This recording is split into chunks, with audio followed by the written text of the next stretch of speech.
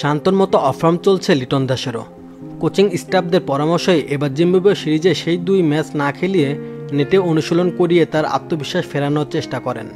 শুধু লিটন নন, সাকিবও তার batting form নিয়ে আলাদা কাজ করছেন। শান্তর অভিযোগ ছিল জিম্বাবুয়ের সঙ্গে ঘরের মাঠে ব্যাটিং সহায়ক পিচে তারা খেলেনি।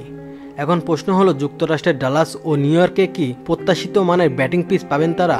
সাধারণত আইসিসি টুর্নামেন্টে ব্যাটিং সহায়ক পিচের কদর বেশি। যদি সেটাই থাকে তাহলে কি বাংলাদেশ দল 200 রান করা বা এই রান তাড়া করার মতো সামর্থ্য রাখে? বাংলাদেশি ব্যাটারদের এই ফরম্যাটে স্ট্রাইক রেট 122 থেকে 23-এর কাছাকাছি। শুধু তাহিদ হৃদয় 134 নিয়ে সম্ভাবনা জায়গা তৈরি করেছেন। তবে বিপিএল থেকে স্ট্রাইক রেট নিয়ে উন্নতির সবচেয়ে বড় দৃষ্টান্ত বোধ হয় রেখেছেন তাহিদ হৃদয়।